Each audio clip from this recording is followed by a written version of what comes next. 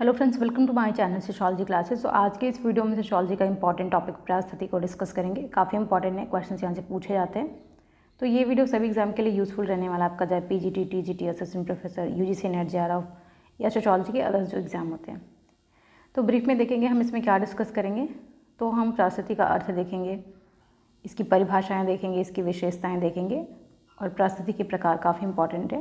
Last में देखेंगे, काफ़ी इंपॉर्टेंट है ये, परास्थिति से संबंधित कुछ अवधारणाएं जिसे समाजशास्त्रियों ने दिया है कि कौन सी अवधारणा किससे संबंधित है, ये क्वेश्चंस पूछे जाते हैं। तो परास्थिति और भूमिका शब्द का जो सबसे पहले प्रयोग किया था वो रॉल्फ लिंटन ने किया था। इनकी एक बुक है स्टडी ऑफ मैन, 1936 में किया था। तो आप ये तीन चीज़ें याद रखिएगा कि सबसे परास्थिति और भूमिका का सबसे पहले जो वर्णन किया था वो रॉल्फ लिंटन ने किया था। भूमिका को हम नेक्स्ट वीडियो में कवर करेंगे। इस वीडियो में हम परास्थिति स्टेटस को देखेंगे और उनकी बुक का नाम भी याद रखिएगा, द स्टडी ऑफ मैन, और इसका ईयर भी 1936 में दिया था। परास्थिति क्या है, तो इसको एग्जाम्पल से समझते हैं कि परिस्थिति जो होती है समाज में किसी समूह या व्यक्ति का कोई ना कोई स्थान होता है। फॉर एग्जांपल जैसे कोई स्टूडेंट्स होता है, कोई टीचर होता है, कोई डॉक्टर होता है, कोई इंजीनियर है, तो ये सोसाइटी में उनका एक पद है, ये स्टेटस है। तो यही जो है वो परिस्थिति है। आई होप ये क्लियर हो गया, बहुत ईजी है ये। अब इसकी परिभाषाएँ क्या हैं, तो रॉल्फ लिंटन की परिभाषा आप बिल्कुल रट लीजिएगा क्योंकि काफ़ी इंपॉर्टेंट है ये। इन्होंने कहा कि किसी व्यवस्था विशेष में किसी व्यक्ति को एक विशेष समाज में जो स्थान प्राप्त होता है वही व्यक्ति की परिस्थिति है। तो बहुत ही सिंपल है इनका कि किसी व्यवस्था में, मतलब समाज की एक व्यवस्था में जो व्यक्ति को एक विशेष समाज में जो उस व्यक्ति को स्थान प्राप्त होता है वही उसकी परिस्थिति होती है। अब किंसले डेविस ने क्या किया है कि परिस्थिति किसी भी संस्थात्मक व्यवस्था में किसी पद की सूचक होती है जो समाज जन रीतियों रूढ़ियों से मान्य होती है। तो इनका जो है किंसले डेविस का है कि संस्थात्मक व्यवस्था में किसी पद की सूचक होती है। ये भी सिमिलर है बट थोड़ा सा डिफरेंस कि इन्होंने कहा कि संस्थात्मक व्यवस्था में पद की सूचक की बात करते हैं। आगबन और निमकाफ के अनुसार परिस्थिति किसी भूमिका एवं भूमिकाओं के संकलन द्वारा समूह के निर्दिष्ट क्रमबद्ध पद को प्राप्त करता है। थोड़ा सा डिफरेंस है, ये कहते हैं निर्दिष्ट क्रमबद्ध पद को प्राप्त करता है। एरिल एंड मैरल के अनुसार परिस्थिति तथा भूमिका एक सिक्के के दो पहलू, ये मोस्ट इंपॉर्टेंट है। आप इसे नोट डाउन करके, बहुत बार सभी एग्जाम में पूछा गया है, ये फेवरेट क्वेश्चन है ये, कि पूछा गया कि परिस्थिति तथा भूमिका एक सिक्के के दो पहलू, ये किसका कथन है। तो एरिल एम मैरल का। परिस्थिति वह पद है जिसमें, ये आगे बात करते हैं कि परिस्थिति वह पद है जिसे व्यक्ति किसी समूह में लिंग, आयु, परिवार, वर्ग, व्यवसाय, विवाह व प्रयत्नों के कारण प्राप्त करता है। आगे हम डिटेल में बात करेंगे परिस्थिति के प्रकार। तो इसमें देखेंगे दो प्रकार की परिस्थिति, एक प्रदत्त और एक अर्जित। तो इसमें हम डिटेल में समझेंगे थोड़ा सा। फिचर के अनुसार प्रदत्त परिस्थिति और उससे संबंधित कार्य में समन्वय नहीं होता, जबकि अर्जित परिस्थिति में दोनों समन्वय होता है। ये परिस्थिति के प्रकारों की बात कर रहे हैं। बे स्टेट ने कहा है कि परिस्थिति के बिना भूमिकाएं नहीं होती और भूमिकाओं के बिना परिस्थिति नहीं होती। ये स्टेटमेंट भी काफ़ी इंपॉर्टेंट है कि कई बार एग्जाम में पूछा गया है। आप भी इसको स्टार कर लीजिएगा। बी स्टेट ने कहा कि परिस्थिति के बिना भूमिकाएं नहीं होती और भूमिकाओं के बिना परिस्थिति नहीं होती है। तो परिस्थिति और भूमिका जो है वो स्टेटस एंड रोल एक दूसरे से कनेक्टेड है। तो नेक्स्ट वीडियो में हम भूमिका की बात करेंगे, तो आप इसे कोरिलेट करके पढ़िएगा तो ये चीज़ें बहुत अच्छे से क्लियर हो जाएंगी।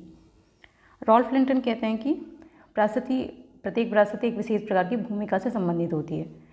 स्टेटस होता है तभी इसका रोल होता है, क्योंकि जो भूमिका होती है वो परिस्थिति से ही संबंधित होती है। जैसे अभी थोड़ा सा समझ लेते हैं। अभी जैसे टीचर का एक रोल होता है, टीचर का एक पद स्टेटस है, अब उसका रोल क्या होगा, पढ़ाना, टीचिंग। तो ये है जो उसकी भूमिका है। तो पद से संबंधित जो कार्य होते हैं वो भूमिका होती है। आगे हम डिटेल में डिस्कस करेंगे भूमिका को। अब परिस्थिति की विशेषताएं देख लेते हैं। जो पहली विशेषता है, परिस्थितियाँ जो होती है वो सापेक्षिक होती है, मतलब एक दूसरे के संदर्भ में इसे हम देख सकते हैं। एक परिस्थिति की दूसरी परिस्थिति से तुलना कर सकते हैं कि ये अच्छी है, ये ज़्यादा अच्छी है, ऐसे होती है। तो परिस्थिति के साथ प्रतिष्ठा जुड़ी होती है, अर्थात कोई परिस्थिति बिना प्रतिष्ठा के नहीं होती है। जैसे समाज में जो स्टेटस होते हैं, जैसे जो टीचर है या फिर एक IAS ऑफिसर, उसकी परिस्थिति ज़्यादा अच्छी है एक IAS ऑफिसर की, तो उसकी प्रतिष्ठा है। तो परिस्थितियों के साथ, स्टेटस के साथ प्रतिष्ठा हमेशा जुड़ी होती है। परिस्थिति तथा भूमिका को अलग नहीं कह सकता। जैसे हमने पहले भी बात की, जो स्टेटस होता है वो भूमिका से कनेक्टेड होती है, ये जुड़ी होती है एक दूसरे से। परिस्थिति समाज के स्तरीकरण की सूचक है, अर्थात कुछ लोग की परिस्थिति निम्न होती है, कुछ की उच्च होती है। तो हम समाज में देख सकते हैं कि परिस्थितियाँ स्तरीकरण का भी काम करती हैं। जैसे टीचर की जॉब को शायद ज़्यादा अच्छा नहीं माना जाता एक IAS ऑफिसर, या फिर उससे जो ऊंचे पद होते हैं उनकी प्रतिष्ठा एक स्तर, तो हम एक स्तरीकरण देख सकते हैं। परिस्थिति के प्रकार की अगर बात करें तो रॉल्फ लिंटन ने 1936 में 2 भागों में इसे बांटा था, एक प्रदत्त परिस्थिति और एक है अर्जित परिस्थिति। इसे आप ध्यान में रखिए, इसके एग्जाम्पल आप जरूर ध्यान में रखिएगा, क्योंकि पूछे जाते हैं कि 4 आपके ऑप्शन दे जाएंगे, पूछा जाएगी कौन सी प्रदत्त परिस्थिति का उदाहरण है, कौन सी अर्जित परिस्थिति का उदाहरण है।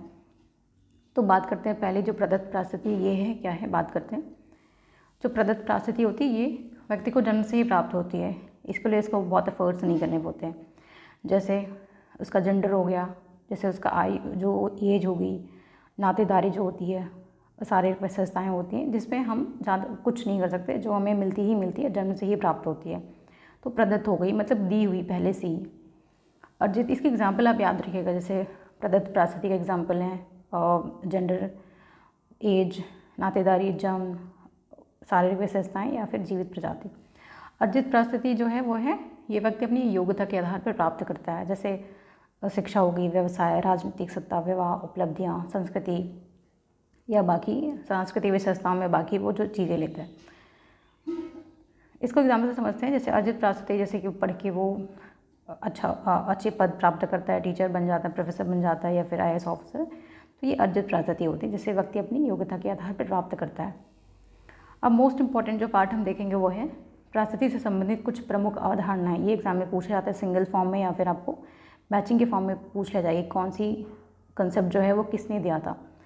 तो परिस्थिति प्रतिष्ठा की बात करते हैं वार्नर, परिस्थिति अस्थिरता ये है मेटा स्पेंसर, परिस्थिति संबंध जो है ये बीर स्ट्रीट से संबंधित है, परिस्थिति क्रिस्टलीकरण ये ग्रेनाई लिंस्की इस पर बात करते हैं, परिस्थिति कुंठा ये अल्बर्ट कोहेन, परिस्थिति विशेष की बात करते हैं वेबर, परिस्थिति समूह दृढ़ता किंसले डेविस, और इसमें जो दो इम्पॉर्टेंट वो है मुख्य परिस्थिति E.T. हिलर ने बात की है, और परिस्थिति पुंज जो है वो मर्टन बात करते हैं।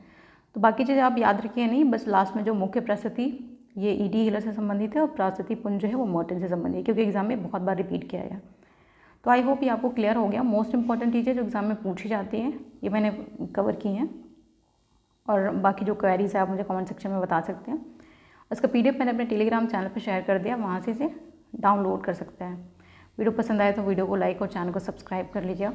Thanks for watching.